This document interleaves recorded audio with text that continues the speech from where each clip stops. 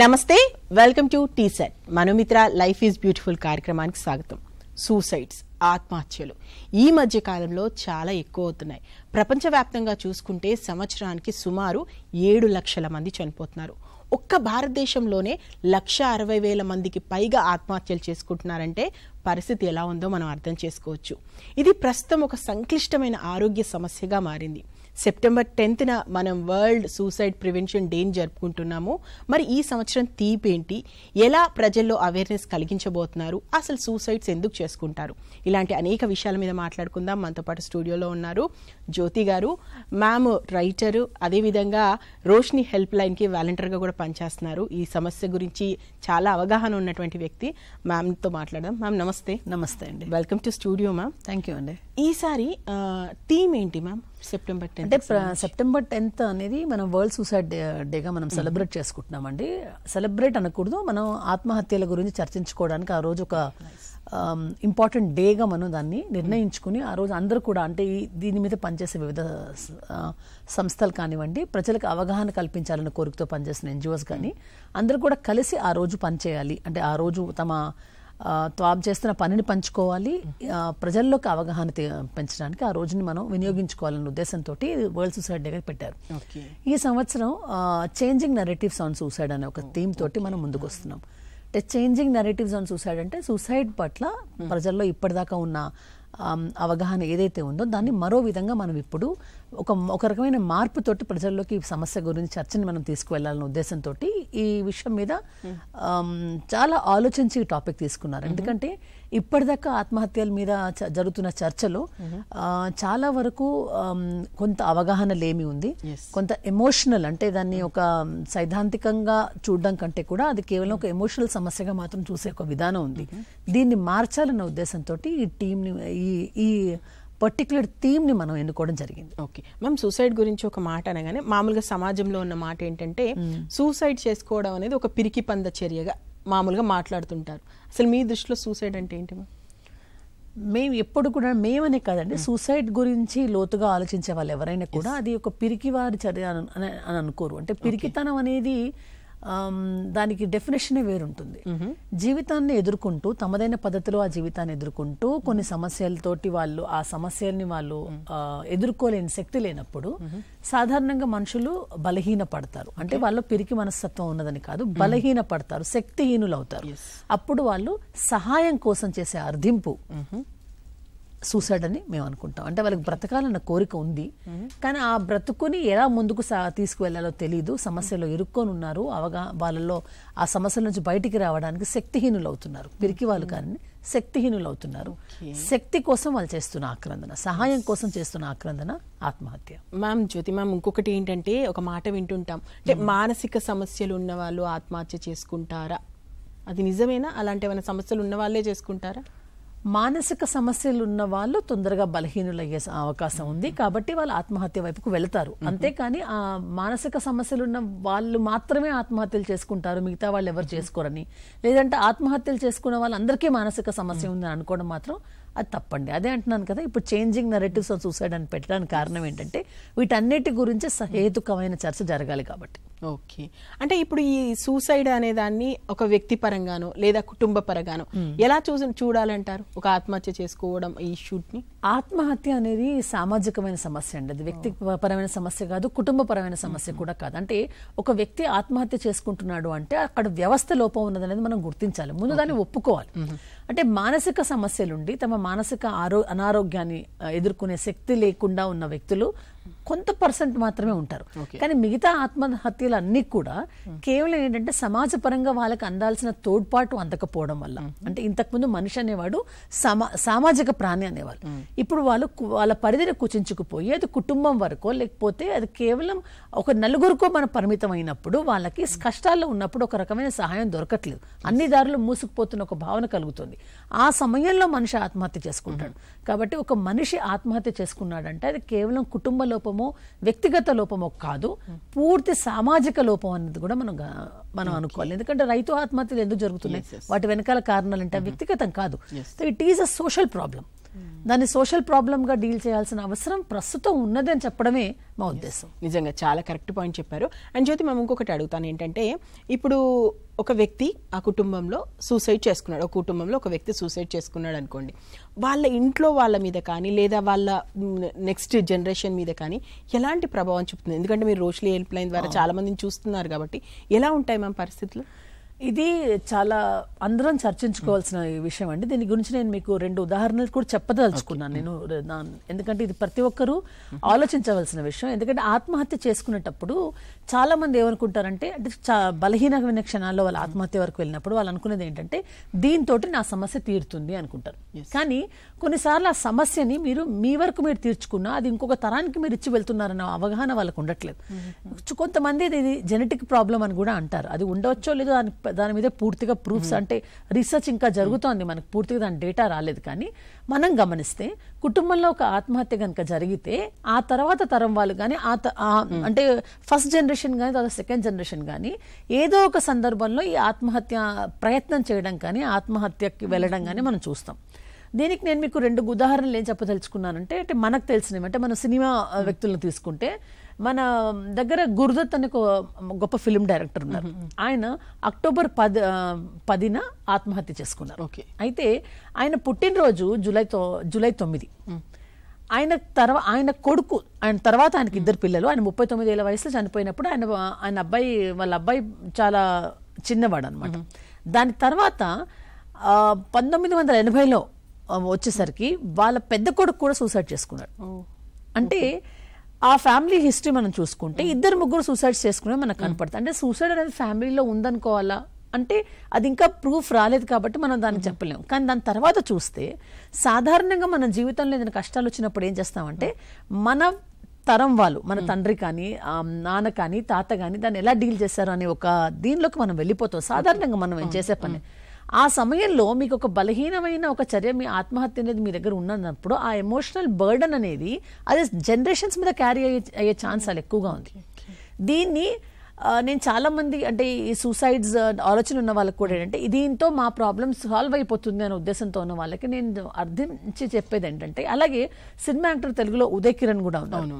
ఉదయ్ కిరణ్ కంటే ముందు వాళ్ళ బ్రదర్ సూసైడ్ చేసుకున్నారన్న సంగతి అప్పట్లోనే చర్చకు వచ్చింది. దాని మీద అంటే చేయవలసిన విధంగా చర్చ జరగలేదు. కానీ అంటే ఏంటి, ఆ ఫ్యామిలీలో సూసైడ్ అనేది ఉంది. ఇతను బలహీనపడ్డ ప్రతిసారి కూడా మెడికల్ వరకు వెళ్ళి స్టూడెంట్ వరకు వెళ్ళి జీవితంలో ఓడిపోయి సూసైడ్ చేసుకున్న తన అన్నని ఒక రోల్ మోడల్ గా తీసుకున్నారు. చాలా సందర్భాలలో మన సమస్యలు ఉన్నప్పుడు మన ఫ్యామిలీలో మన ముందు తరాల వాళ్ళని మనం రోల్ మోడల్స్ గా అనుకోకుండానే తీసుకుంటాం. కాబట్టి ఇది జన్యుపరంగా జరుగుతుందా లేకపోతే ఎమోషనల్ గా మనిషిలో జరుగుతుందా అనేది తెలియదు. కానీ సూసైడ్ టెండెన్సీస్ ఉన్న వాళ్ళని గమనిస్తే, ప్రయత్నం చేసిన వాళ్ళని గమనిస్తే చాలా వరకు అంతకుముందు ఎవరో కూడా ఆ కుటుంబంలో ఇలాంటి విషయాల్లో చర్చించుకోవడం కానివ్వండి, ఇలాంటి ప్రయత్నాలు చేసినవి తప్పకుండా ఉండి ఉంటాయి. అంటే 60% ఇలాంటి డేటా మనకు దొరుకుతుంది. ఆ మిగతా 40% అనేది కారణాలు చాలా ఉంటాయి కానీ 60%. కాబట్టి నా జీవితం నాది, నా సమస్య నాతోటే అంతమైపోతుంది అనే వాళ్ళకి ఆ నిమిషంలో ఇది కూడా అర్థం అవ్వాలి. ఇలాంటి ఎన్నో ఉదాహరణలు మనకు కనిపిస్తాయి చాలా మంది ఫ్యామిలీస్లోకి వెళ్తే. ఆ ఆలోచన కూడా మనం ఇప్పుడు ప్రజల్లోకి తీసుకువెళ్లాలన్న ఉద్దేశంతో మేము పనిచేస్తున్నాం. ఓకే, అంటే మ్యామ్ ఇంకొకటి, ఇప్పుడు మీరు ఉదయ్ కిరణ్ అన్నారు కాబట్టి, అంటే బాగా సక్సెస్ అయిన వాళ్ళు లేదా బాగా ఇంటెలిజెన్స్ మంచి మేధో సంపత్తులు అన్న పేరున్న వాళ్ళలో కూడా ఇలాంటి ఆలోచనలు, సూసైడ్ ఆలోచనలు వచ్చాయని వింటున్నాము. వాళ్ళలో కూడా ఎందుకు వస్తాయి అసలు? అంటే మేధ ఉన్నది అంటే ఆ వ్యక్తి ఆలోచిస్తాడు అని అర్థం. ఆలోచిస్తాడు అంటే వ్యవస్థలో ఉన్న లోపాల పట్ల అతనికంటూ కొన్ని అభిప్రాయాలు ఉన్నాయని అర్థం. ఈ అభిప్రాయాలకి మధ్య క్లాష్ ఏర్పడినప్పుడు మనిషిలో సంఘర్షణ మొదలవుతుంది. ఆ సంఘర్షణ అనేది దానికి తోడ్పాటుగా మన చుట్టూ ఉన్న వ్యవస్థ లేనప్పుడు చాలా వరకు సమాజాన్ని మార్చాలని కానీ పరిస్థితుల్లో పట్ల ఒక రకమైన అవగాహన ఎవరికి ఉంటుంది? మేధస్సు ఉన్న వాళ్ళకే ఉంటుంది. మీరు గొప్ప రైటర్స్ని చూడండి, హెమింగ్వే లాంటి రైటర్స్ని తీసుకోండి. The old man and the sea లాంటి ఒక అద్భుతమైన పుస్తకాన్ని ఇచ్చిన హెమింగ్వే ఒక మనిషి ఓడిపోవచ్చు, పరిస్థితులకు ఓడిపోవచ్చు కానీ మనిషి ఓడిపోడు అంటూ ఒక స్టేట్మెంట్ ఇచ్చిన అతను చివరిలో ఆత్మహత్య వైపుకు వెళ్ళాడు. అలాగే విన్సెంట్ వాన్ గో కూడా ఒక మహా చిత్రకారుడు. అయితే అతనికి కొన్ని మానసిక సమస్యలు ఉన్నాయి, గుర్తించలేక అతను ఆత్మహత్యకు వెళ్ళారని చెప్తారు. అంటే ఈ 2 ఎగ్జాంపుల్స్ నేను ఎందుకు ఇస్తున్నానంటే, ఇద్దరు కూడా మేధోపరంగా చాలా ఉన్నత స్థితికి వెళ్ళిన వాళ్ళు. వర్జీనియా వుల్ఫ్ ఆత్మహత్య చేసుకున్నారు. మీరు మొన్నటికి మొన్న సెంట్రల్ యూనివర్సిటీలో ఉన్న రోహిత్ వేముల ఒక రకంగా చెప్తే నిజంగా మేధోపరమైన ఒక విద్యార్థి, అతను చదివిన పుస్తకాలు కానీ విషయాల పట్ల అతని అవగాహన కానీ, మీరు వీరందరూ ఆత్మహత్య వైపుకి ఎందుకు వెళ్తున్నారంటే సమాజంలో ఉన్న పరిస్థితుల పట్ల వాళ్ళకి అసంతృప్తులు ఉన్నాయి. ఈ అసంతృప్తులని వాళ్ళకి తీర్చుకోవడానికి కానీ అంటే ఒక రకమైన గజిబిజి వాతావరణం ఇప్పుడు మన చుట్టూ ఏర్పడిపోయింది. ఈ అసంతృప్తులతోటి చుట్టూ ఉన్న వాతావరణంలో ఈ వ్యక్తుల్ని అర్థం చేసుకోలేని తత్వం కానీ, వాళ్ళు పూర్తిగా ఒంటరి చేసే వాతావరణంగా ఉన్నప్పుడు ఈ వ్యక్తులు ఈ వ్యవస్థ నుంచి బయటకు వెళ్ళాలనుకుంటారు. అంటే ఈ సమాజం నుంచి కానీ వాళ్ళ చుట్టూ ఉన్న అంటే వాళ్ళని అర్థం చేసుకోలేని వ్యక్తుల నుంచి పక్కకు తప్పుకోవాలి అనుకుంటారు. ఆ పక్కకు తప్పుకునే క్రమంలో మళ్ళీ చెప్పాను, మానసికంగా కొద్దిగా ఎలాంటి మేధస్సు ఉన్నవాడైనా మానసికంగా బలహీనపడతాడు. అసలు మేధస్సు ఉన్నవాడి మనసులోనే నిరంతరం సంఘర్షణ అవుతుంది. ఎందుకంటే దేన్ని వాళ్ళు ఈజీగా యాక్సెప్ట్ చేయరు. వాళ్ళ చుట్టూ ఉన్న సమాజంలో లోటుపాట్లు ఎన్నైతే ఉన్నాయో వాటిని ఈజీగా ఇది ఇంతే అని యాక్సెప్ట్ చేయరు. మీరు నేను చేస్తామేమో సామాన్యమైన మనుషులు ఇలా ఎందుకుంది అని ఆలోచిస్తారు.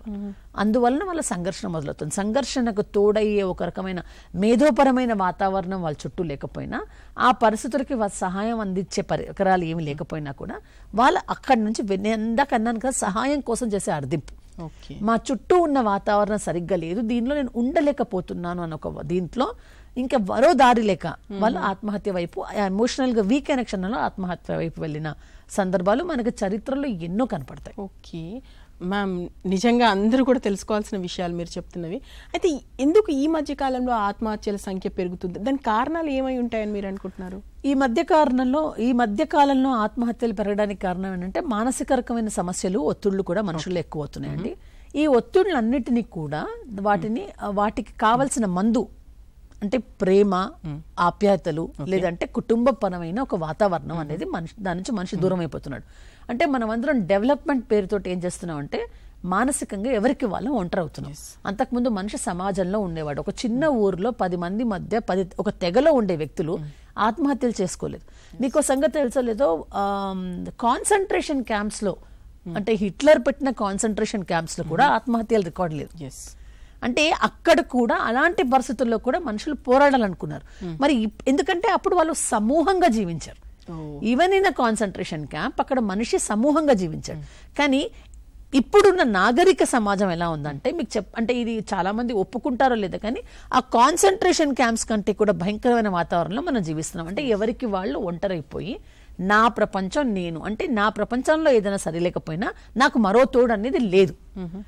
ఇది వయసు రీత్యా కొంచెం బలం ఉన్నప్పుడు, మానసిక శారీరక బలం ఉన్నప్పుడు మనిషి సమస్యలతోటి పోరాడగలరు. అది తగ్గినప్పుడు ఆ తర్వాత ఇంతకు ముందు కంటే మనం చాలా ఫాల్స్ ప్రిస్టేజ్ని మనమే తెచ్చుకుంటున్నాం. అంటే ఇంతకు ముందు ఒక 2 గదులు ఇంట్లో ఉండేవాడు కూడా నేను చాలా రాజులాగా బతుకుతున్నానని చెప్పేవాడు. ఇప్పుడు పరిస్థితి ఎలా వచ్చిందంటే 2 అంతస్తులు ఇంట్లో ఉండేవాడికి కూడా చాలా అసంతృప్తులు. ఈ అసంతృప్తులు పెరగడానికి కారణం ఏంటంటే మనం ఎక్స్పెక్టేషన్స్ మనమే పెంచుకోవడం, పరిధి దాటి జీవించడమే గొప్పతనం. అంటే మనల్ని ఎవరో ఒకరికి మనం ప్రూవ్ చేసుకోవాలనే ఒక ఒత్తిడి మనం తెచ్చుకోవడం. అది స్టూడెంట్స్లో మార్క్స్ ఒత్తిడి కానివ్వండి, లేదంటే ఆర్థిక పరమైన ఒత్తిడులు కానివ్వండి, లేదంటే స్టేటస్ పరంగా వచ్చే ఒత్తిడులు కానివ్వండి, ఇవన్నీ కాకుండా సామాజికంగా నేను ఏదో సాధించాలి, ఏదో చేసేయాలన్న ఒత్తిడి కావచ్చు. ఈ ఒత్తిడులన్నీ ఉండి పైపెచ్చు మనిషి ఒంటరి అవుతున్నప్పుడు అతనికి ఏమనిపిస్తుంది, జీవితంలో చాలా తొందరగా నేను ఓడిపోయాను అనుకుంటున్నాను. ఓడిపోయాను అనుకొని ఈ పరిస్థితులు అన్నీ ఒక రకమైన సుడిగుండంలో పడ్డప్పుడు వీటిలోంచి బయటపడడానికి ఆత్మహత్యనే ఒకే ఒక మార్గం అని నిశ్చయానికి వచ్చేస్తున్నాడు. ఓకే మ్యామ్, అంటే ఇప్పుడు కొన్ని ఆత్మహత్య కేసులు చూసుకుంటే కేవలం పర్సనల్ రీజన్సే కారణమై ఉండకపోవచ్చు. ఆర్థిక పరంగా ఉండొచ్చు, లేదా బాగా పేదరికంలో ఉన్న వాళ్ళు, కుటుంబ సమస్యలు ఇలాంటివి కూడా ఉంటాయి కదా. మరి ఇలాంటి వాటిని ఎలా డీల్ చేయాలంటే మీ అనుభవం ద్వారా చెప్తారా? మేము ఎప్పుడు రోషనీలో మేము నమ్మేది ఏంటంటేనండి, ఏ సమస్యనైనా మాట్లాడుకోవాలి, చర్చించుకోవాలి. మనిషి ఒంటరి అవుతున్న కొద్ది ఏం చేస్తున్నాడంటే నేను అంతా బానే ఉన్నాను, ఆల్ ఈజ్ వెల్ అంటే ఇప్పుడు ఆల్ ఈజ్ వెల్ అంటే ఆల్ ఈజ్ వెల్ అనుకోవడం కొన్ని పరిస్థితుల్లో బాగుంటుంది. కానీ లోపల మనసు ఒంటరిగా ఉండి ఏదో కోరుతున్నప్పుడు, నీ లోపల ఏదో తేడా వచ్చినప్పుడు, ఒక రకమైన విషాద స్థితిలోకి మనిషి వెళ్తున్నప్పుడు సాటి మనిషితో మాట్లాడుకోవడం అనేది అవసరం. అయితే 2 ఉంటాయి. మాట్లాడితే వినేవాళ్ళు ఎవరు? విని మమ్మల్ని జడ్జ్ చేస్తారు కదా. ఇంకొకటి విని మమ్మల్ని ఎక్కిరిస్తారేమో, లేదా మేము అవతల వాళ్ళ దృష్టిలో తగ్గిపోతామేమో, ఇలాంటి భయాలు అవతల మనిషిలో ఉంటాయి. వినే వాళ్ళలో కూడా ఏంటంటే చాలా మందికి అవతల వాళ్ళ సమస్య ఒక కథలా కనపడుతూ ఉంటుంది. దాని కథలా కాకుండా సమస్యగా అర్థం చేసుకొని వినే వాళ్ళ సంఖ్య తగ్గిపోతుంది. వీటన్నిటి కారణంగా ఇప్పుడు కుటుంబ పరంగా వచ్చే చాలా సమస్యలు కూర్చుని చర్చించుకుంటే, తర్వాత మనం పెంచుకున్న పరిధిని మనం తగ్గించుకోగలిగితే, మనం జీవిస్తుంది మన మానసిక ఆనందం కోసం కానీ మనం ఏదో ప్రూవ్ చేసుకోవడం కోసం కాదన్న ఒక విషయానికి వస్తే, మరి ఈ అవగాహనకి వాళ్ళు రావాలంటే ఇంట్లో చెప్పే పెద్దవాళ్ళన్నా ఉండాలి, కుటుంబం మధ్య సయోధ్యాన ఉండాలి. అది లేకపోతే కనీసం కౌన్సిలింగ్కి వెళ్ళి ఈ విషయాలు ఇతరులతో చర్చించగలిగే ఒక రకమైన నాలెడ్జ్ అన్న వాళ్ళకు ఉండాలి. అంటే నేను వెళ్ళి ఇతరులతో ఈ సమస్యను చర్చించాలి అనే ఒక ఆలోచన అవతల వ్యక్తికి రావడం చాలా అవసరం. ఓకే, సో అలాంటి పరిస్థితులు కల్పించకపోతే మాత్రం చాలా ప్రమాదాలే ఉన్నాయి. నిజంగా చాలా ప్రమాదాలు ఉన్నాయండి. మేము ఎప్పుడు కూడా ఏం చెప్తామంటే ప్రెషర్ కుక్కర్తో పోలుస్తాం. కుక్కర్ ప్రెషర్ ఉంటుంది, దాని లోపల ప్రెషర్ తోటే ఉడుకుతాయి. అంటే ప్రెషర్ అవసరమే, ప్రెషర్ తోటే లోపల అన్నం ఉడుకుతుంది. కానీ అది అవసరానికంటే మించి వెళ్తే కుక్కర్ పేలిపోతుంది. మనిషి కూడా అంతే, లోపల మనం ఎంతవరకు ప్రెషర్ తీసుకోగలమో మన శరీరం కానీ మనసు కానీ అంతవరకే తీసుకోవాలి. ఆ పరిధి మించితే డెఫినెట్ గా మానసికంగా ఒక మనిషి తన బ్యాలెన్స్ కోల్పోయే అవకాశం ఉంది. ఆ బ్యాలెన్స్ కోల్పోయిన క్షణాల్లోనే ఆత్మహత్యలు జరుగుతాయి. మ్యామ్, ఇంకొకటి ఏంటంటే ఈ మధ్య కాలంలో అంటే దీర్ఘకాలిక వ్యాధులు పెరుగుతున్నాయి. కొన్ని దీర్ఘకాలిక వ్యాధులు అంటే ఎప్పుడు అనారోగ్య సమస్యలు ఉండడం, లేదా కొన్ని అసలు చికిత్సకే అందని వ్యాధులు కూడా కొన్ని ఉన్నాయి. సో అలాంటి వాళ్ళు ఇంకా మానసికంగా కుంగిపోయి ఉంటారు కదా, వాళ్ళకి ఎలాంటి హోప్ మీరు ఇవ్వగలుగుతారు? ఎలా ఉండాలి అంటే జీవితంలో ఒకటే సత్యం అండి, మరణం ఒకటే సత్యం. ఆ మధ్యలో ఉన్నది ఏదైనా సరే మనం పోరాటమే. అంటే చిన్న పిల్లవాడు కూడా అంటారు, ఒక స్పర్మ్ అనేది తల్లి గర్భంలోకి బిడ్డగా మారే ముందు కొన్ని వేల స్పర్మ్స్ తోటి అది పోరాడిన తర్వాత ఒక స్పర్మ్ లోపలికి వెళ్తాడు. నేను వ్యక్తిని నేను జన్మించడానికి నేను ఎంతో మందితో పోరాడి, అంటే ఇంకా భూమి మీదకి రాని ఎన్నో స్పర్మ్స్ అణువులతోటి నేను పోరాడి గెలిచి నేను తల్లి గర్భంలోకి వెళ్ళాను. అంటే అక్కడి నుంచే మొదలవుతుంది పోరాటం. అయితే మనం ఏం చేస్తున్నాం అంటే పోరాడడానికి లేదంటే ఏదైనా ఛాలెంజ్ని స్వీకరించడానికి భయపడుతున్నాం. మీరు ఇందాక చెప్పిన హెల్త్ ప్రాబ్లం అనేది ఉంది కదా, అది దాని మీద చాలా డిబేట్ అవుతుంది. ఇప్పుడు యూథనేషియా గురించి కూడా చాలా మంది డిబేట్ చేస్తున్నారు. కానీ అది కూడా ఒక రకమైన పోరాటమే. ఇప్పుడు చాలా మంది ఇప్పుడు క్యాన్సర్తో కష్టపడే వాళ్ళు ఉన్నారు. బహుశా వాళ్ళు ఒక 4 ఏళ్ళు బ్రతుకుతారని డాక్టర్లు చెప్తారు. కానీ 4 ఏళ్ళ దాకా మీరు నేను బతుకుంటామా? బయటకు వెళ్తే ఏం వెళ్తామో తెలియదు మనకి. సో మరణం అనేది ఎప్పుడైనా రావచ్చు. మనకు చేయాల్సింది ఏంటంటే మనం మరణించే వరకు ఒక రకమైన డిగ్నిటీ తోటి జీవించగలగాలి. అది ఎన్నాళ్ళు బతుకుతాం అనేది కాదు, ఎలా బతుకుతాం అనేది ముఖ్యం. నేను ఏదో రకంగా చచ్చిపోతాను కదా, అదేదో ఇప్పుడు చచ్చిపోతాను కదా అంటే పుట్టినవాడు కూడా ఏదో రోజు చచ్చిపోతాడు. అలానే పోరాటం ఆపడు కదా, అలానే మనం డబ్బు చదువుకోవడం ఆపము, ప్రేమించడం ఆపడం, పెళ్లి చేసుకోవడం ఆపడం, పిల్లల్ని కండం ఆపడం, ఏ రోజు చచ్చిపోతామో మనకు తెలుసు కదా. అంటే మనిషి ఆలోచన పరిధిలోనే మార్పు రావాలి. ఆ మార్పు రావాలి అంటే ఆ రకమైనది ఎడ్యుకేషన్ సిస్టమ్ దగ్గర నుంచి కుటుంబ వాతావరణంలో జరిగే సంభాషణల్లో కూడా ఆ రకమైన ప్రోత్సాహకరమైన మాటలు అనేది కుటుంబంలో ఉండాలి. అంటే ఏం జరిగినా కూడా నీకు నేనున్నాను అని చెప్పే తల్లిదండ్రులు ఉండాలి. ఆ పెద్దవాళ్ళకి నీకు ఏం జరిగినా మేమున్నాము అని చెప్పగలిగే పిల్లలు ఉండాలి. అలాంటి బలమైన ఒక సహాయక ఇది కుటుంబం ఉన్నప్పుడు ఎటువంటి రోగంలో ఉన్నవాడు కూడా కొన్నాళ్ళు వీళ్ళ కోసం బతుకుతానన్న కోరికతో బతుకుతాడు.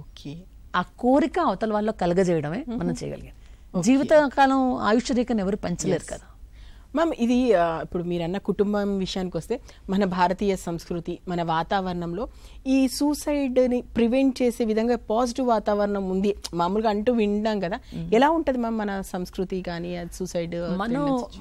మానవుడు ఆది మానవుడుగా ఉన్నప్పుడు సూసైడ్ చేసుకునేవాడు కాదండి, ఎందుకంటే వాడు తెగలో ఉండేవాడు. ఒక మనిషి పూర్తి తెగకు సొంతం. ఎంతవరకు అంటే మీరు కొన్ని తెగల్లో చూడండి, ఒక స్త్రీకి భర్త చనిపోతే ఆ తెగ వాళ్ళందరూ మళ్ళీ మారు వివాహం చేసేవాళ్ళు.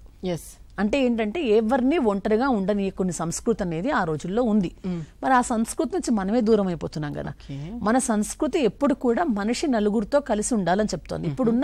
ఇప్పుడు ప్రస్తుతం మన గణేష్ ఫెస్టివల్ అవుతుంది, దీనిలో కూడా ఉన్నదేంటి, మనిషి అన్నవాడు కలిసి పూజ చేసుకోండి, ఇవన్నీ బయట సామూహికంగా పూజ చేసుకోండి, కలిసి ప్రసాదాలు పంచుకోండి. అంటే ఈ కలవడం అనేది తగ్గిపోయినప్పుడే మనిషి ఒంటరి అవుతాడు.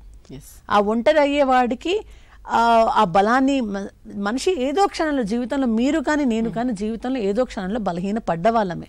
కానీ ఆ బలహీన పడ్డ సమయంలో మనలో శక్తి ఉంటుంది, అది తగ్గినప్పుడు మన చుట్టుపక్కల శక్తి కావాలి మనకి. ఆ శక్తి దొరికినప్పుడు ఆ శక్తి ఇచ్చే సిస్టమ్ మన సంస్కృతిలో ఉంది, దాని నుంచి దూరం అవ్వకుండా ఉంటే చాలు. మనం కొత్త సంస్కృతులేమి మనం నిర్మించుకోకర్లేదు. మనిషి సామాజిక ప్రాణి. ఆ సామాజిక జీవితాన్ని నుంచి మనం దూరం అవ్వకుండా ఉంటే చాలా వరకు మానసిక, నేను ఆత్మహత్యలు గురించి కంటే కూడా ముందు మానసిక సమస్యలు, ఈ డిప్రెషన్, ఈ యాంగ్జైటీ డిజార్డర్స్, ఇవైతే ఏవైతే ఉన్నాయో, ఈ స్ట్రెస్ అంటున్నారు ఇప్పుడు, ఇవన్నీ ఏవైతే ఉంటాయో వీటి నుంచి మనిషి బయటపడగలరు. 80% బయటపడగలరు. అది బయటపడకుండా ఏదైనా లోపల హార్మోనల్ ఇంబ్యాలెన్స్ తోటి కానీ, ఇంకేదైనా మానసికమైన సమస్యలతో కానీ, బ్రెయిన్ లో జరిగే కెమికల్ రియాక్షన్స్ తో కానీ ఆ వ్యక్తిలో ప్రాబ్లం ఉంటే అది మెడికల్ ప్రాబ్లం అవుతుంది. ఓకే.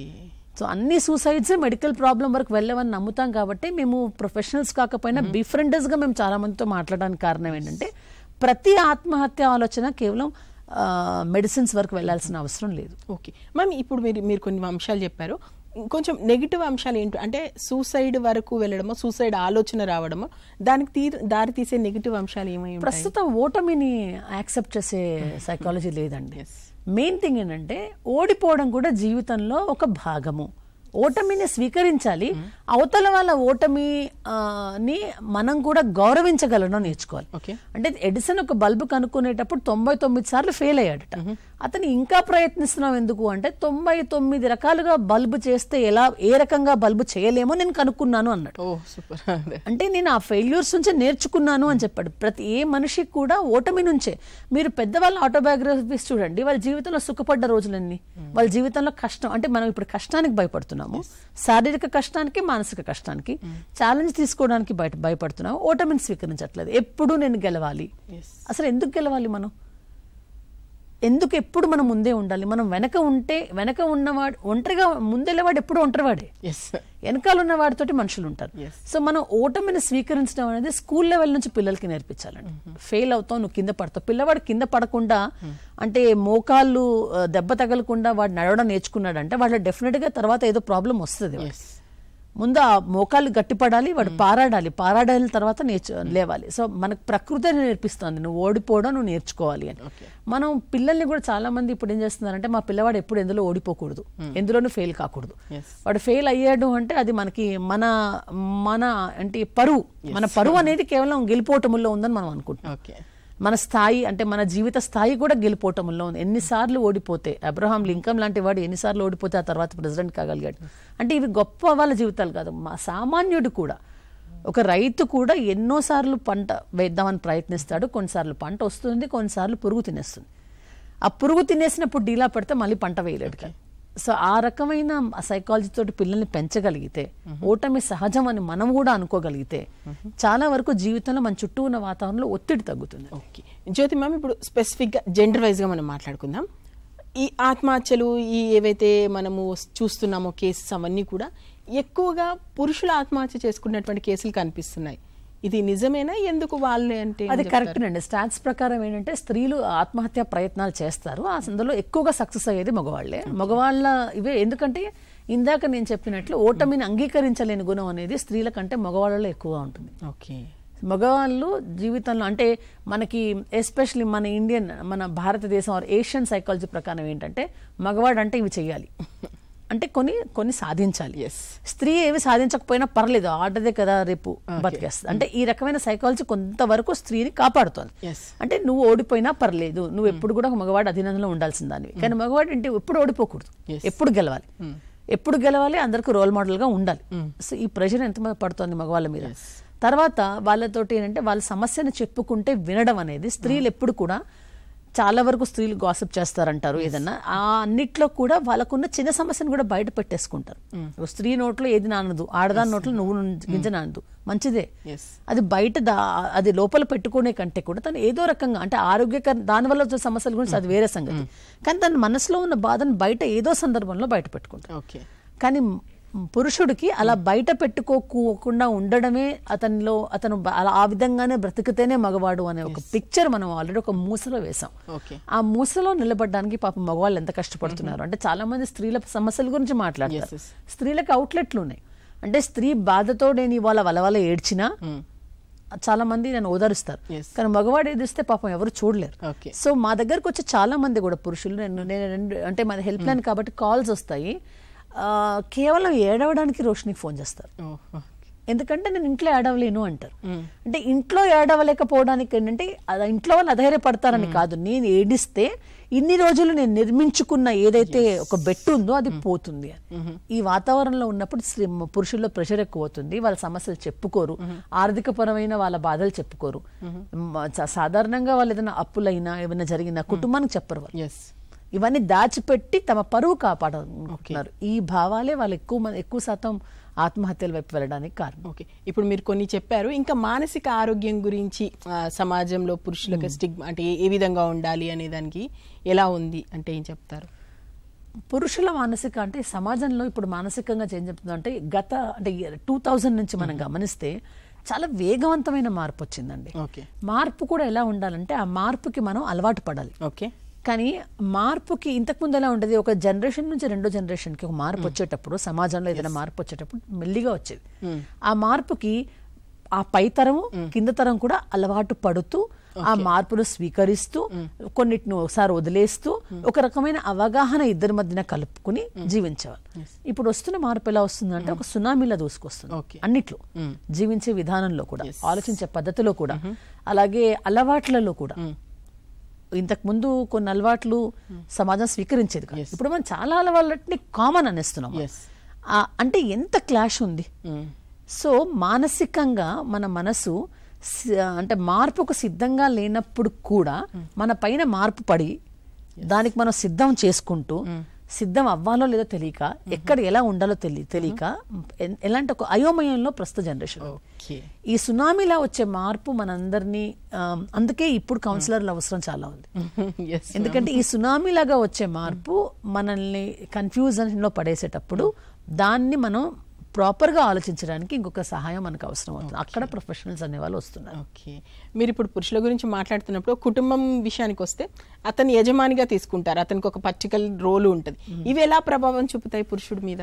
ఇలా ఉండాలి ఎప్పుడు కూడా యజమాని, ఇప్పుడు రాచరిక వ్యవస్థ ఉన్నప్పుడు రాజు ఒక రకంగానే ఉండేవాడు, వాడు ఇలాంటి బట్టలే వేసుకునేవాడు, అలాగే ఒంట్లో బాగాలేకపోయినా అదే రకంగా ఉండాలి.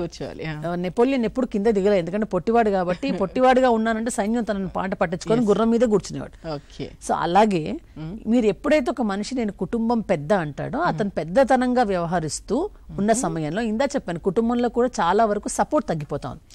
అంటే అతను చాలా ఒంటరివాడు అవుతున్నాడు. అంతకు ముందు ఒక యజమానికి ఆ పై యజమాని సహాయం చేసేవాడు, లేక యజమానిగా ఉండి ఆ తర్వాత వృద్ధాప్యంగా ఉన్న వ్యక్తి కూడా ఈ యజమానికి సహాయకుడుగా ఉండేవాడు. అంటే ఆ పైతరం ఉండేది.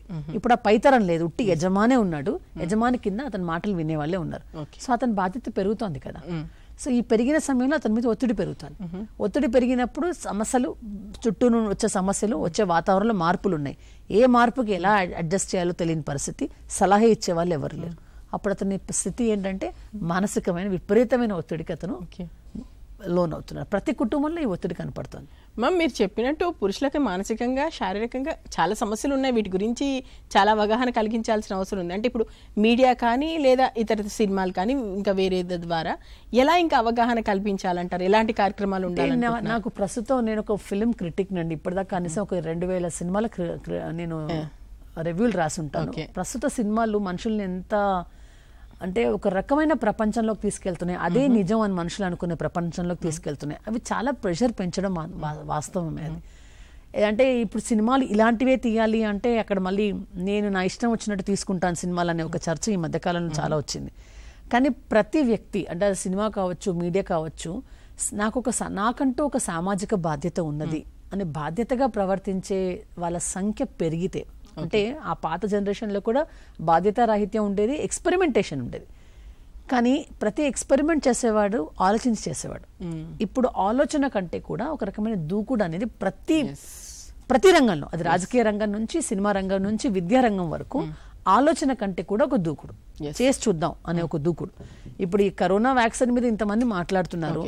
వ్యాక్సిన్ అనేది ఆ సమయంలో మనకి ఇచ్చారు, కానీ కొన్ని ఎక్స్పెరిమెంట్లు చేయకుండా ఇవ్వడం వల్ల కొన్ని సమస్యలు వస్తున్నాయి కదండి.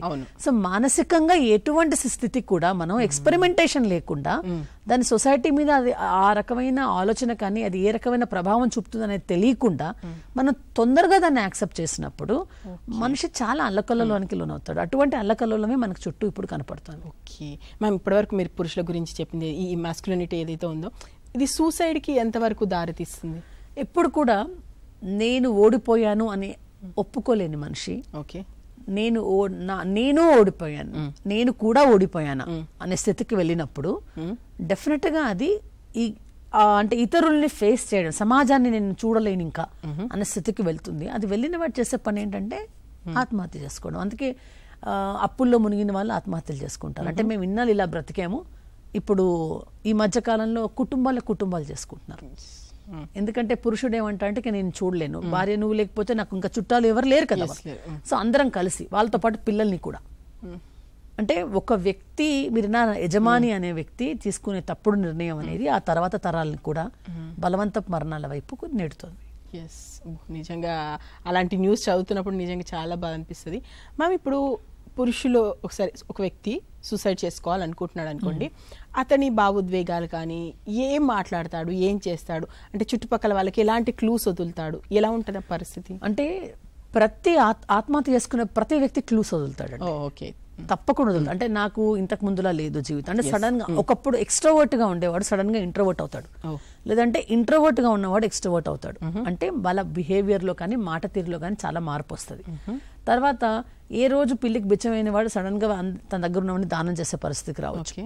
లేదా కొంతమంది ఎలా అంటే లోపల చనిపోవాలనుకునే వాళ్ళు ఎలా ఉన్నారంటారంటే చాలా వాళ్ళలో అంటే అవతల సోషల్ రిలేషన్స్ అన్నీ కూడా చాలా మార్పు వస్తుంది వాళ్ళు. అంటే చుట్టూ ఉన్న వాళ్ళతోటి అంటే కొన్నిసార్లు ఉద్రేక పడకుండా ఉంటారు, కొన్నిసార్లు అతిగా ఉద్రేక పడతారు. అంటే ఏ వ్యక్తి కూడా, అంటే మిమ్మల్ని నేను కొన్ని రోజుల నుంచి గమనిస్తున్నానంటే మీలో ఒక రకమైన ప్రవర్తన నాకు అర్థమవుతుంది. దానికి అతీతంగా మీరు దానికి కొంచెం డిఫరెంట్ గా కొంచెం అంటే అలా మీరు మాట్లాడకూడదు కానీ మాట్లాడారు, అలా మీరు ఉండకూడదు అయినా అలా ఉంటున్నారు అన్నప్పుడు అంత బానే ఉందా అనేది మన సంస్కృతిలో కూడా చూడండి. ఒక మనిషిని కలిసినప్పుడు మనం ఏమడుగుతాం, హాయ్ వాట్సాప్ అని అన్నాం, బాగున్నావా అని అడుగుతాం.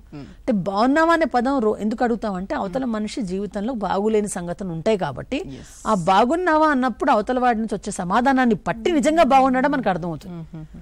బాగున్నావా అనగానే ఆ బాగున్నానన్న అవతల వ్యక్తి చెప్పే పద్ధతిలోనే మనకు అర్థమవుతుంది ఆ మనిషి.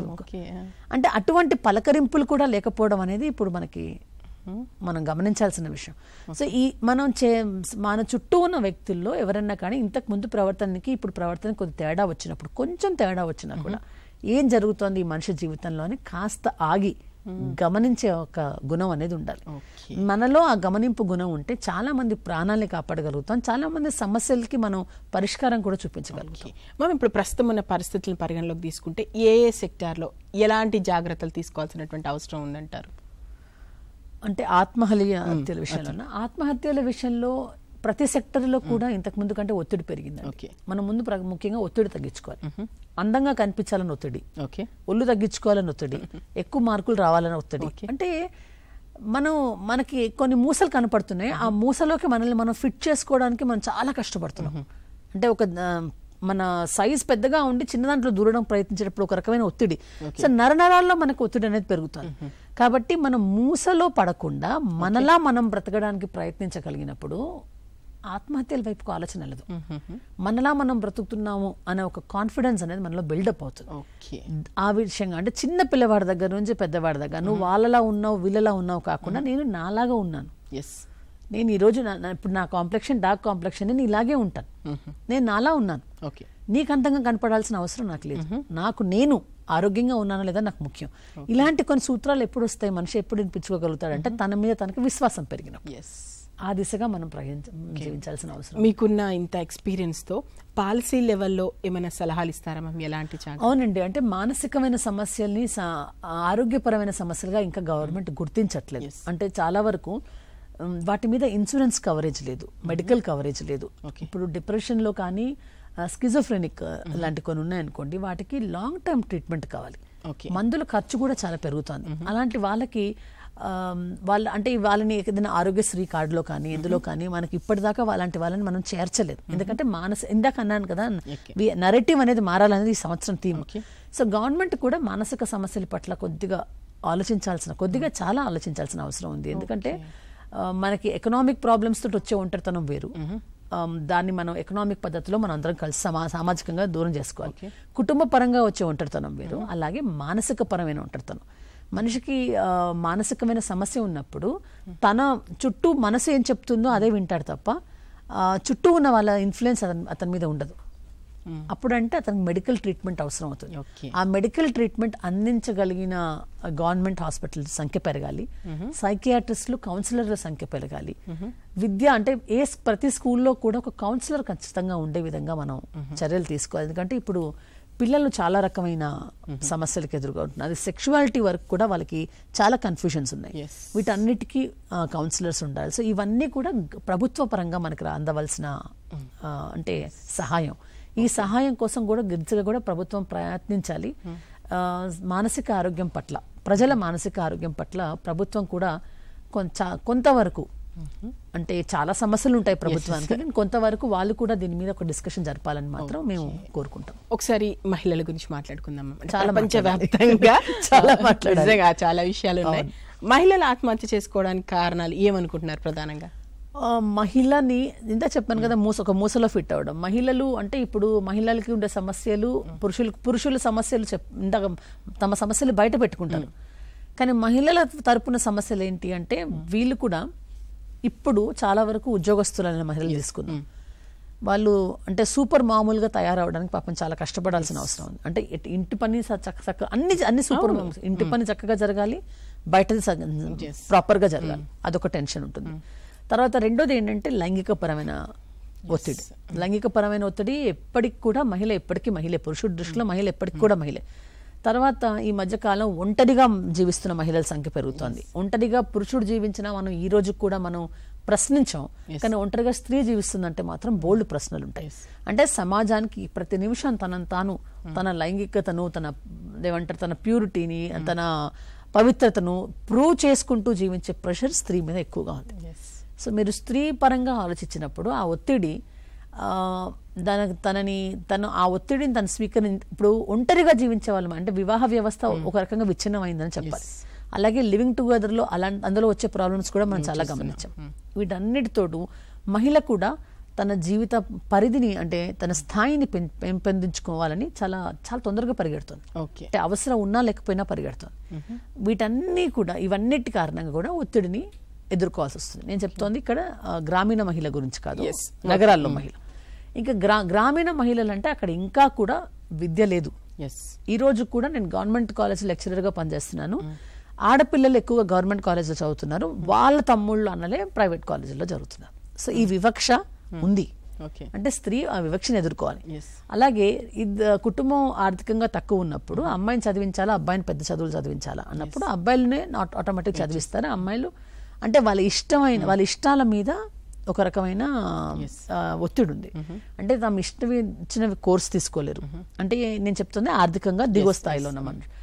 గ్రామాలలో ఇంకా కూడా ఇవి ఉన్నాయి. అంటే వితంతు వ్యవస్థ సరిగ్గా లేదు. ఇప్పటికి కూడా పొద్దున్నేసి వితంతువుని చూస్తే చాలా తప్పు.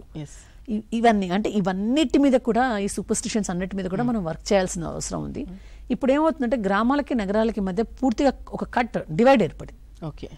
గ్రామంలో ఉన్న స్త్రీలు నగరంలో ఉన్న స్త్రీలుగా జీవించాలని కోరికతోటే ఇంకా ఒత్తిడి పెంచుకుంటున్నారు. సో ఇవన్నీ కూడా స్త్రీలకు ఉన్న సమస్యలు. ఎన్ని రంగాల మీద మనం ఇప్పుడు వర్క్ చేయాలి అంటే అందుకే ఏం చెప్తున్నా, ఆత్మహత్య అనేది కేవలము ఒకరి మనసులో పుట్టే ఆలోచన కాదండి. చుట్టూ ఉన్న ఇన్ని రకాల ఒత్తిళ్ల మధ్య మనిషి జీవిస్తున్నాడు, వీటి మధ్య నలిగిపోతున్నాడు. అంటే మీరు గమనిస్తున్నారు కాబట్టి చెప్పండి, ట్రిగర్ పాయింట్స్ ఎక్కువగా ఏమున్నాయి మ్యామ్ మహిళలు సూసైడ్ వైపు వెళ్ళడానికి? మహిళలు సూసైడ్ చాలా వరకు మహిళలు ఎమోషనల్ విషయాల్లోనే, అంటే ఆర్థిక పరంగా మీరు గమనించండి, రైతు ఆత్మహత్య చేసుకుంటాడు, అతని భార్య మళ్ళీ ఉంటుంది. అంటే ఆర్థిక పరమైన దానికంటే కూడా ఎమోషనల్ పరమైన సెక్యూరిటీ లేకపోవడం వల్ల స్త్రీలు ఎక్కువగా ఆత్మహత్యలు చేసుకుంటారు. ఆర్థిక పరమైన ఎక్కువగా ఆత్మహత్యల వైపు వెళ్ళేది పురుషులు. మీకు అది గ్రామంలో ఉన్న గణానికలు మీరు తీసుకుంటే తెలిసిపోతుంది.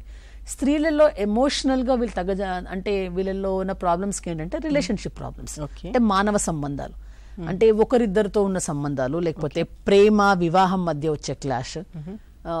ముఖ్యంగా ప్రేమ అనే ఒక రకమైన ప్రపంచం నాది కాదనుకున్న ఒక అసంతృప్తులు. సో ఎమోషనల్ ప్రాబ్లమ్స్ స్త్రీకి ఉండడానికి కారణం కూడా ఏంటంటే ప్రాపర్ కమ్యూనికేషన్ స్త్రీకి లేక ప్రాపర్ అంటున్నారు. నగరాల్లో స్త్రీలు చాలా కమ్యూనికేట్ చేస్తున్నారు, అసలు వదిలేసి చాలా విషయాలు కమ్యూనికేట్ చేస్తున్నారు. సో నేను ఎప్పుడు ప్రాపర్ కమ్యూనికేషన్ అంటున్నానంటే ఏది మాట్లాడాలో అది స్త్రీల మధ్య అలాంటి చర్చలు జరగకపోవడం కూడా కారణం. అంటే మ్యామ్ ఆత్మహత్యలు నివారించడానికి ప్రధానంగా వస్తున్న అడ్డంకులు ఏమై ఉన్నాయని మీరు అనుకుంటున్నారు? అసలు ఆత్మహత్య పట్లనే మనకు సరైన అవగాహన లేదు. అంటే ఎవరైనా చనిపోయాడు, ఒక సూసైడ్ జరిగింది అంటే దాని గురించి మాట్లాడడానికి కూడా మనం ఇష్టపడం కదా. ఇంకోటి దాని పట్ల అతి ఉత్సాహం ఎక్కువ ఉంటుంది. సాధారణంగా ఎవరు చనిపోయినా వాళ్ళ సంబంధాల చుట్టూ మన కథలు అల్లుతాం కదా, కానీ మానసికంగా ఆ మనిషి పడ్డ ఒత్తిడికి మనం కూడా ఏమన్నా కారణమా, లేదా ఆ మనిషి ఆ నిర్ణయం తీసుకోవడానికి, ఆ నిర్ణయానికి రావడానికి ఉన్న పరిస్థితులు ఏంటి, వాటిని మనం ఆ తర్వాత వాళ్ళ కనీసం అలాంటి పరిస్థితుల పట్ల మనం ఏమైనా పనిచేస్తున్నాం. అసలు మనిషి తన చుట్టూ ఉన్న ఒత్తిళ్లని పెంచుకుంటూ పోతున్నాడు, ఇతరులకు పెంచుతూ పోతున్నాడు తప్ప తగ్గించిన వాతావరణం ఎక్కడుంది? ఓకే, మనం ఇంతకుముందు ఉమెన్ గురించి మాట్లాడుకున్నప్పుడు నాకు ఇంకో క్వశ్చన్ ఏం అడగాలనిపించిందంటే మ్యామ్, ఒంటరి మహిళల గురించి మీరు మాట్లాడారు కదా, వాళ్ళ మెంటల్ ఇష్యూస్ ఎలా ఉంటాయి, ఎలాంటి జాగ్రత్తలు తీసుకోవాలంటే మానసికంగా వాళ్ళ పరిస్థితి ఎలా ఉంటుంది మ్యామ్? ఒంటరి మహిళ అదొక పెద్ద సబ్జెక్ట్ అండి. ఒంటరి మహిళకు ఉన్న సమస్యల గురించి చెప్పాలంటే ముందు తను ఒంటరితనాన్ని, స్త్రీ ఒంటరితనం సమాజానికే ప్రాబ్లం అవుతుంది. ముందు స్త్రీ హ్యాపీగానే ఉండొచ్చు, అంటే ఒక అమ్మాయి పెళ్లి కాలేదంటే ముందు ప్రాబ్లం ఎవరికి, ఆ ఇంట్లో వాళ్ళకి కాదు, పక్క వాళ్ళకి. సో స్త్రీ అలాగే, అంటే ఒంటరితనం అంటే మళ్ళీ రెండు ఉంటాయి. భర్తతో విడిపోయింది కొంతమంది భర్త చనిపోయింది ఒకరు, అంటే సమస్యలు వేరు ఉంటాయి. తర్వాత నేను పెళ్లి చేసుకోను అనుకునేవాళ్ళు. సో నేను పెళ్లి చేసుకునే అనేవాళ్ళు, ఈ ముగ్గురు కూడా సొసైటీ యాక్సెప్టెన్స్ కోసం కష్టపడాల్సి వస్తుంది. చాలా వరకు ఒంటరి మహిళలు తమ జీవితంలో తాము ఒక అంటే ఒక పురుషుడు ఏదైతే సాధించాడో అది ఒక ఒంటరి మహిళ సాధించడానికి విపరీతమైన సంఘర్షణ. అంటే ఆమెకి ఆ పరిస్థితులు ఉండవు. ఒక ఒంటరి మహిళ ఉద్యోగం దగ్గర చూడండి, ఈ చాలా వరకు స్త్రీలు కూడా ఒక ఒంటరి మహిళని ఏమనుకుంటారంటే ఆ అమ్మాయిలు ఏదో లోపం ఉందని అనుకుంటారు. అంటే భర్తని ఒక కట్టు ఉంచలేకపోవడం ఆమె లోపం. అలాగే భర్త చనిపోతే అది కూడా ఆమె లోపమే అవుతుంది. అందుకే ఆమె మొహం చూడడానికి కూడా ఇష్టపడరు. సో ఆమె చుట్టూ తోడు అంటే ఒక మీరు శారీరకమైన తోడు తన పక్కన లేకపోవడం అనేది అది ఒంటరి మహిళ తప్పుగా మనం పరిగణిస్తాం. సో ఆ తప్పుని కప్పించుకుంటూ తను మామూలు స్థాయిలో, సమాన స్థాయిలో పురుషుడిగా జీవించడానికి ఒక మహిళ పడే సంఘర్షణ చాలా ఎక్కువ. ఆ సంఘర్షణలోనే ఒంటరి మహిళలు చాలా మంది ప్రమాద స్థితికి, లేదా తప్పు అంటే సమాజం ఏదైతే తప్పు అంటుందో ఆ స్థితికి వెళ్ళే అవకాశాలు ఉన్నాయి. అలా వెళ్ళిన తర్వాత వాళ్ళ మీద ఎటువంటి సానుభూతి ఉండదు. సో అలా చాలా మంది ఆత్మహత్యలు వైపు వెళ్ళే ఒంటరి మహిళల్లో కూడా ఆత్మహత్య ఆలోచన చాలా ఎక్కువగా ఉంటుంది. ఓకే మరి మీరు సమాజం ఎన్ని కొత్త పుంతలు తొక్కి ఎంత వేగంగా పరిగెడుతున్నా ఇంకా డొమెస్టిక్ వయలెన్స్ అయితే ఆగట్లేదు. ఈ డొమెస్టిక్ వయలెన్స్ వాళ్ళ మెంటల్ హెల్త్ మీద ప్రభావం, అది సూసైడ్ వరకు ఎలా ఉంటుంది మ్యామ్ ఈ సర్కిల్ అంతా? That is a wishes circle అండి. అంటే ఇప్పుడు డొమెస్టిక్ వైలెన్స్ అనేది ఇందాక చెప్పమంటారు, ఇంట్లో విషయం బయట చెప్పకూడదు, అప్పుడు వైలెన్స్ పెరుగుతుంది. మీరు డొమెస్టిక్ వైలెన్స్ ఉన్న స్త్రీ ఇంటికి నుంచి ఫోన్ వచ్చినా, లేదా చైల్డ్ అబ్యూజ్ ఏదైనా శారీరకమైన అబ్యూజ్ అయిన స్త్రీ వచ్చినా తన అది చర్చిస్తుందేమో కానీ ఆ అమ్మాయిని అందులోంచి బయటపడేయాలంటే సహకరించు. అంటే ఏంటంటే చాలా ప్రతిబంధకాలు తన చుట్టూ ఉంటాయి. సో డొమెస్టిక్ అబ్యూజ్ లో ఉన్న చాలా మంది కూడా ఆ జీవితాన్ని నుండి తప్పించుకోవడానికి సూసైడ్స్ వైపు వెళ్ళే అవకాశం ఉంది. ఎక్కడ వైలెన్స్ ఉందో అక్కడ సూసైడ్స్కి అవకాశాలు ఉన్నాయి. ఓకే మ్యామ్, ఇప్పుడు వర్క్ ప్లేస్ విషయానికి వస్తే అక్కడ ఎలాంటి మార్పులు చేర్పులు రావాల్సిన అవసరం ఉంది అంటారు? వర్క్ ప్లేస్లో కూడా ప్రొఫెషనల్ ప్రెషర్ పెరుగుతోందండి. ప్రొఫెషనల్ రకమైన అంటే ప్రొఫెషనల్గా మనుషులు ఏమనుకుంటున్నారంటే ముందుకు వెళ్ళడం, లేదంటే ఏదో సాధించడమే గొప్ప అనుకుంటున్నారు. కానీ దానివల్ల ప్రొఫెషనల్ జెలసీస్ ఎక్కువ అవుతున్నాయి. ఎక్కడైతే మనకు ప్రొఫెషనల్ రిలేషన్స్ దెబ్బతింటాయో అక్కడ కూడా వాళ్ళు ఎవరికి వాళ్ళు చిన్న చిన్న యూనిట్స్గా మారుతున్నారు. చిన్న యూనిట్స్గా మారుతున్నప్పుడు అక్కడ కూడా మీకు ప్రెషర్ పెరుగుతుంది కదా. సో మీకు ఇప్పుడు టీమ్ వర్క్స్ అంటూ ఏవైతే మన కార్పొరేట్ లెవెల్లో ఉన్నాయో వాటిలో యాక్చువల్గా కావాల్సిన స్నేహభావం కంటే కూడా ప్రెషర్ ఎక్కువ అవుతుంది. సో వర్కింగ్ స్టైల్లో డెమోక్రటిక్ వర్కింగ్ స్టైల్ అనేది ఉండాలి. అంటే ప్రతి ఒక్కరి వాయిస్, ప్రతి ఒక్కరి ఎమోషన్స్ని హ్యాండిల్ చేయగలిగిన ఆఫీస్ వాతావరణం ఉండాలి. ఓకే మరి ఇప్పుడు మీరు రోషిని దగ్గరలో రోజు చాలా మంది కాల్స్ వింటుంటారు కదా, బేసిక్గా ఎలాంటి ప్రాబ్లమ్స్తో ఎక్కువగా కాల్ చేస్తుంటారు? మాకు మా స్టాటిస్టిక్స్ మాకు సెపరేట్గా తీస్తామని మేము చాలా జాగ్రత్తగా ఉంటాం ఆ విషయంలో. రోషిని హెల్ప్ లైన్లో వచ్చే కాల్స్ సగటున నెలకి 600 కాల్స్ వచ్చాయి అనుకోండి, అందులో 400 మానవ సంబంధాలకు సంబంధించినవి ఉంటాయి. ఓకే అంటే సూసైడ్స్ ఎక్కువగా మానవ సంబంధాలు దెబ్బతినడం వల్ల జరుగుతున్నాయి. ఇందాక నేను చెప్పిందంతా కూడా అదే వస్తుంది. అంటే దాన్ని మేము ఫ్యామిలీ ప్రాబ్లమ్స్ అని, అంటే మోస్ట్లీ రిలేషన్షిప్ ప్రాబ్లమ్స్. ఓకే. ఆ రిలేషన్షిప్స్ వివాహ సమస్యల, వివాహేతర సమస్యల, ప్రొఫెషనల్ సమస్యల, అంటే ఒక మనిషికి మధ్య సత్సంబంధాలు లేకపోవడం వల్ల సూసైడ్స్ ఎక్కువ జరుగుతున్నాయి అది, లేదంటే జనాలు సూసైడ్ గురించి ఎక్కువ ఆలోచిస్తున్నారు అనేది స్టాట్స్ మా దగ్గర ఉంది. At any time we can have a debate on that.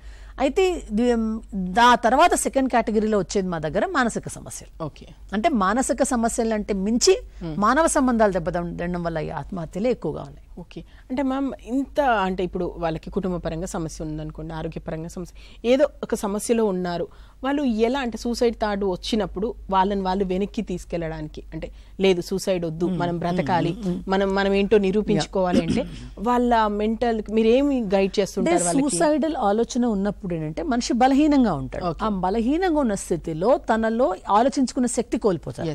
ఆ కోల్పోయినప్పుడు ఆలోచించడానికి, అంటే ఓపెన్ థింకింగ్ అంటారు, ఓపెన్ థింకింగ్ కి అతనికి ఒక వాతావరణం అవసరం. ఆ ఓపెన్ థింకింగ్ ఎప్పుడవుతుంది? మా సెంటర్ లో మేము ఫోన్ మీద కూడా మాట్లాడతాం. మా దగ్గర అపాయింట్మెంట్ అవసరం లేదండి. ఎంతసేపు అన్నా ఎవరైనా ఎన్ని గంటలైనా మాట్లాడొచ్చు. మేము ఎన్ని గంటలైనా టైం ఇస్తాం. అంటే మాకున్న టైం, అంటే మేము పనిచేసేది పొద్దున 11 నుంచి రాత్రి 9 దాకా. ఈ టైంలో కొన్నిసార్లు మాకు 5-6 గంటలు కూడా ఒక కాల్ పట్టుకొని ఉన్న సందర్భాలు ఉన్నాయి. అంటే మేము సమయం ఇస్తాం. వాళ్ళకి కావాల్సింది ఏంటి? వాళ్ళ ఉన్న గందరగోళంలో, వాళ్ళకున్న బలహీన క్షణాల్లో వాళ్ళ ఆలోచనల్ని వేరే వాళ్ళతో పంచుకోవడం. ఆ పంచుకునే స్పేస్ మీకు రోషిని కలిగజేస్తుంది. ఆ ఆలోచనలు పంచుకునేటప్పుడు మరొకటి ఉంది, మేము సమస్యలు పరిష్కరిస్తామా? ఎవరి సమస్యల్ని ఎవరు పరిష్కరించలేరు. కానీ సమస్య తీవ్రతని, అంటే మనకి ఎంత తీవ్రంగా కనపడుతుందో ఆ తీవ్రతని మరో విధంగా చూసి, అంటే అది ఆ తీవ్రతని తగ్గించగలిగే ప్రయత్నాలు మనం చేయగలుగుతాం. ఎలా? ఆ మనిషి ఆలోచనల్లో తగ్గించగలిగే ప్రయత్నాలు మనం చేస్తాం. అది ఎప్పుడు వస్తుందంటే ఒక ప్రాపర్ ఛానల్లో మాట్లాడడం వల్ల వస్తుంది. దానికి మేము ఏం చేస్తాం? ఎవరిని జడ్జ్ చేయం. ఇప్పుడు మా దగ్గర LGBT కాలర్స్ కొంతమంది వస్తారు. మా ఆలోచనలు కానీ, లేదంటే మా అభిప్రాయాలు ఏవైనా కావచ్చు, మాకు ఎదురుకుండా వచ్చిన వ్యక్తి సమస్య మాత్రమే ముఖ్యం. ఆ సమస్యలో అతను బలహీనంగా ఉన్నాడు. సో ఆ ముందు ఆ బలహీనతను తగ్గించడానికి అతని చుట్టూ ఉన్న అతను ఆ రోజు పరిస్థితి ఏంటి, అతనికి సపోర్ట్ సిస్టమ్ ఏదైనా ఉందా, అది ఏ రకంగా ఆ సమస్యని ఎదుర్కోవాలనే ప్రయత్నం చేస్తున్నాడు, ఎందుకు ఎదుర్కోలేకపోతున్నాడు, ఏవి ఆపుతున్నాయి ఎదుర్కోవడానికి, అతనిలో ఉన్న భయాలు ఏంటి, ఇవన్నీ మాకు తెలియాలంటే ఆ వ్యక్తితోటి పూర్తిగా మేము సంభాషించాలి. సరైన సంభాషణ జరుపుతాం. మేము ఇప్పటికే నమ్మేది ఏంటంటే సంభాషణతోటే అవతల వాళ్ళలోని ఆ ఎమోషనల్ ప్రాబ్లం కానీ, ఆ టెండెన్సీ ఏదైతే ఉందో దాన్ని తగ్గించవచ్చు. నేను మళ్ళీ చెప్తున్నాను, తగ్గించవచ్చు అని నమ్ముతాం.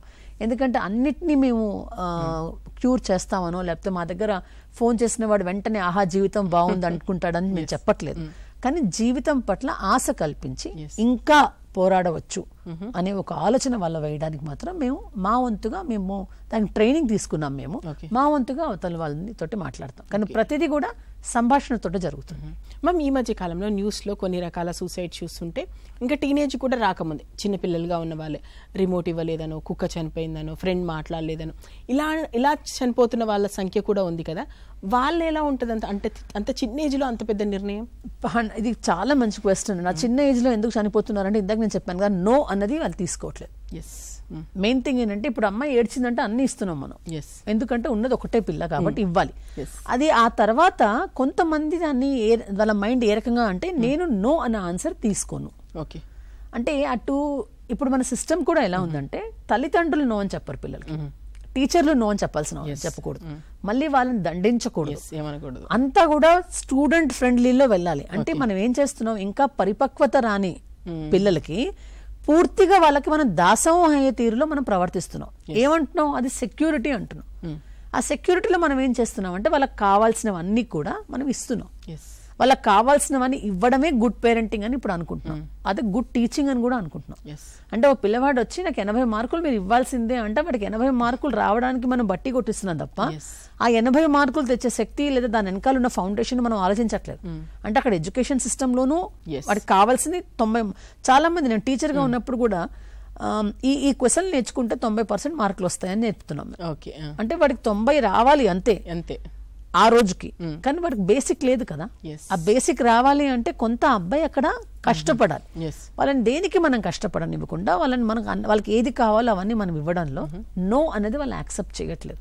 మనకి క్రైమ్ పెరగడానికి, టీనేజర్స్ లో క్రైమ్ పెరగడానికి అమ్మాయి నో అని చెప్తే అబ్బాయి ఒప్పుకోడు. తల్లిదండ్రులు మేము ఈ బండి ఇవ్వమంటే పిల్లలు ఒప్పుకోరు. సో ఆ స్థితికి వెళ్ళిన తర్వాత న్యాచురల్ గా జరిగేది ఏంటంటే, వాళ్ళు సూసైడ్ ని ఒక బ్లాక్మెయిలింగ్ యాటిట్యూడ్ ద్వారా కూడా కొంతమంది మన మీద ప్రయోగిస్తారు. ఆ బ్లాక్మెయిలింగ్ యాటిట్యూడ్ లో ప్రయోగించేటప్పుడు కొంతమంది నిజంగానే చనిపోతారు. చనిపోవాలని ఉండదండి, ఆత్మహత్య చేసుకుని అనుకునేవారు ఎవరు చనిపోవాలనుకోరు, ఎవరో ఒకరు కాపాడాలనుకుంటారు. కానీ వీళ్ళేమనుకుంటున్నారు, మేము చెప్పిన మాకు వస్తే చాలు అనుకుంటున్నారు. సో ఆ రకమైన సైకాలజీ తోటి యంగ్స్టర్స్ చాలా మంది కూడా ఇప్పుడు కొంచెం అంటే బయట ఇప్పుడు మీరు పోలీసుల్ని అడగండి, ట్రాఫిక్ పోలీసుల్ని, వాళ్ళు చెప్తారు మీకు పిల్లల్ని ఇప్పుడు కంట్రోల్ చేయడం చాలా కష్టంగా ఉంది అంటారు. అంటే మనం ఏం చేస్తున్నాం అక్కడ, కంపల్సరీ వాళ్ళ దగ్గర చలానో లేకపోతే వాళ్ళని రోజు జైల్లో పెట్టడమో లేకపోతే పేరెంట్స్కి కౌన్సిలింగ్ ఇవ్వడమో చేయాల్సిన పరిస్థితిలోకి పిల్లలు ఉన్నారు. అంటే మీరు ఒక ట్రాఫిక్ విషయంలోనే వస్తే అది కుటుంబం విషయంలో చూడండి, పిల్లల్ని ఎక్కడ కంట్రోల్ చేయాలంటుంది. సో ఆ కంట్రోల్ చేసే పవర్ అనేది పేరెంట్స్ దగ్గర నుంచి, అలాగే టీచర్స్ దగ్గర నుంచి, సొసైటీ దగ్గర నుంచి కూడా వెళ్ళిపోయింది. మరి ఎలా సో దాన్ని మళ్ళీ మనం అందరం కలిసి అది ఇవ్వాలి అంటే మనం చెప్పాను కదా, ఎడ్యుకేషన్ సిస్టమ్ దగ్గర నుంచి కుటుంబ వ్యవస్థ దగ్గర నుంచి అన్నిట్లో కూడా మనం రీథింక్ చేయాల్సిన అవసరం ఉంది.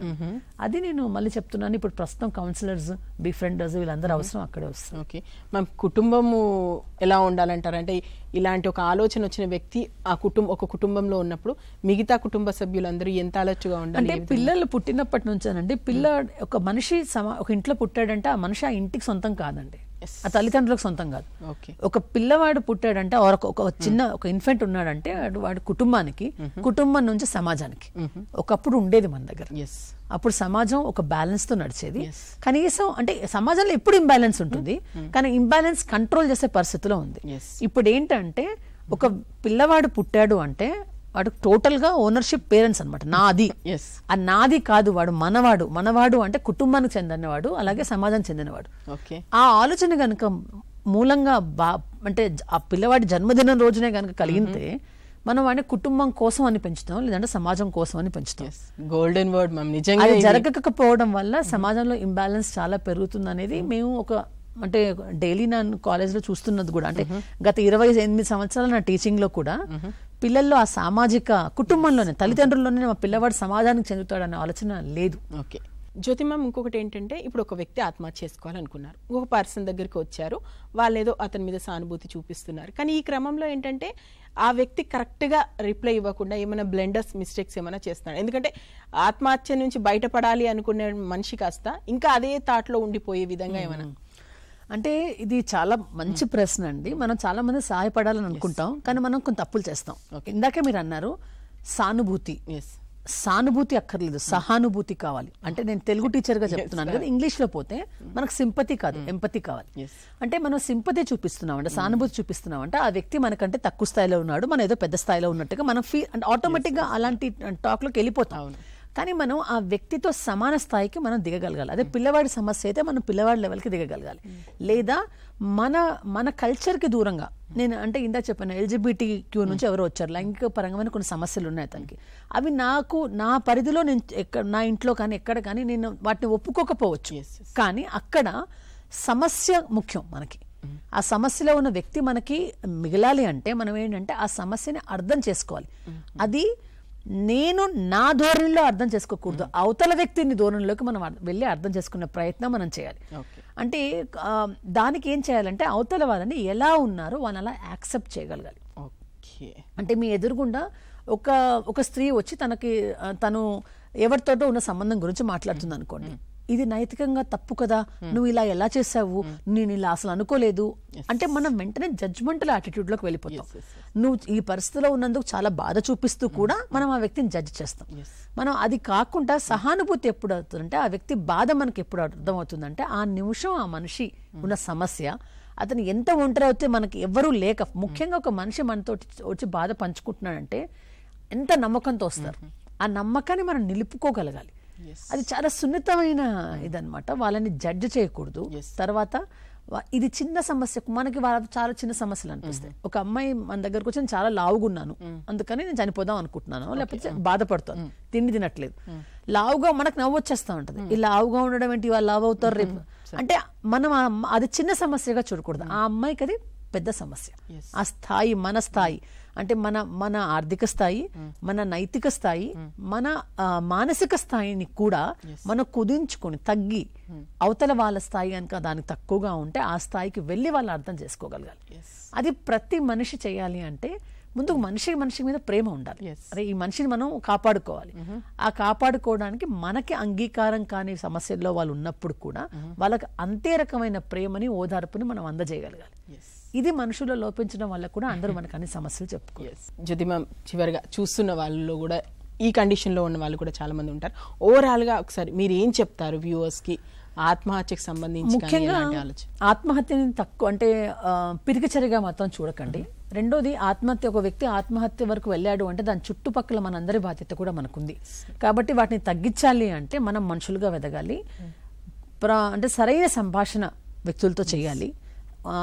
వ్యక్తిలో ఏదైనా మానసికమైన లోపం ఉన్నా కానీ, చికిత్స అవసరమైనా కానీ అందరం కలిసి సంఘీభావంగా పనిచేయాలి. అందరము అంటే ఒక వ్యక్తిలో ఏదైనా తేడా మనం కనుక్కుంటే ఆ తేడాన్ని మనం కనుక్కొని వాళ్ళ తల్లిదండ్రులకు చెప్పగలగాలి. తల్లిదండ్రులు వెంటనే కూడా ఇప్పుడు హెల్ప్ అవైలబుల్ ఉందండి, ప్రొఫెషనల్స్ ఉన్నారు. ప్రొఫెషనల్స్ సహాయం తీసుకోవడానికి మాత్రం సందేహించకూడదు. ఇంకొకటి ఏంటంటే మానసిక సమస్య ఏది ఉన్నా కూడా వాళ్ళు పిచ్చివాళ్ళు కాదు. ఏదైనా మానసిక సమస్య ఉంటే ఆ వ్యక్తి పిచ్చివాడు అనే ఒక అపోహ ఏదైతే ఉందో అది శరీరానికి జబ్బు చేసినట్టే మనసుకు కూడా జబ్బు చేస్తుంది. మనసుకు జబ్బు చేసినప్పుడు మనం దానికి వైద్యం తీసుకోవాలి. కొన్నిసార్లు మాట వైద్యం కావచ్చు, కొన్నిసార్లు మందు వైద్యం కావచ్చు. మీకు మాట వైద్యం అంటే రోషిని లాంటి సెంటర్ మీ ఉన్నాయి. మందు వైద్యం కావాలి అంటే మీ చుట్టూ సైకియాట్రిస్ట్ చాలా మంది ఉన్నారు. వీళ్ళ దగ్గరకు వెళ్ళడానికి, వాళ్ళ సహాయం తీసుకోవడానికి కూడా మీరు ఎప్పుడు హెసిటేట్ చేయవద్దు. Thank you so much Jyothi ma'am. నిజంగా చాలా అంటే ఇప్పుడు సొసైటీకి చాలా అవసరమైన కీలకమైన విషయాలు చెప్పారు. నిజంగా ఖచ్చితంగా ఇది అందరికి అవసరం కూడా ఇప్పుడు. Thank you so much. And మీకు రోషిని హెల్ప్ లైన్ నెంబర్ కూడా ఇస్తాను, నేను నోట్ చేసుకోండి. 8142020033, 8142020044. మనం ఏ రోజైనా కాల్ చేయొచ్చు. 11 to 9 అందుబాటులో ఉంటారు. మేడం లాంటి వాలంటీర్స్ చాలా మంది ఉన్నారు. మీకు ఏదైనా సమస్య కోసం కాల్ చేస్తే వెంటనే వాళ్ళు అంటే కాస్త మీ నొప్పి తగ్గించి మీరున్నటువంటి పరిస్థితుల్లో కాస్త ఉపశమనం కలిగించేలాగా వాళ్ళు మాట్లాడతారు. ఓవరాల్ మనం ప్రోగ్రామ్ చూసాం కదా, ఆత్మహత్య అనేది ఎవరో ఒకరికి వచ్చే ఆలోచన కాదు. ప్రతి మనిషిలో ఒక సెన్సిటివ్ టైమో లేదంటే ఒక బలహీన క్షణం ఎప్పుడైనా ఇలాంటి ఆలోచన రావచ్చు. కాబట్టి మన చుట్టుపక్కల వాళ్ళని గమనిస్తూ మనం మనిషిగా బ్రతుకుతూ మన తోటి వాళ్ళందరితో కలిసిమెలిసి ఉంటూ ఇలాంటి ఆలోచన ఏమైనా వచ్చినప్పుడు వెంటనే సంశయించకుండా సైకాలజిస్టులు లేదా సైకియాట్రిస్టులా కాకుండా కనీసం రోషిని కాల్ సెంటర్ కాల్ చేసిన వాళ్ళైనా అడ్వైజ్ ఇస్తారు. సో ఓవరాల్గా ఖచ్చితంగా ఈ ప్రోగ్రామ్ ఉపయోగపడుతుందని, ఎవరు కూడా ఆత్మహత్య వైపు వెళ్లకుండా వాళ్ళకి ఇచ్చినటువంటి సంపూర్ణ ఆయుష్తో బ్రతుకుతారని ఆశిస్తున్నాము. Thank you. ధన్యవాదాలు.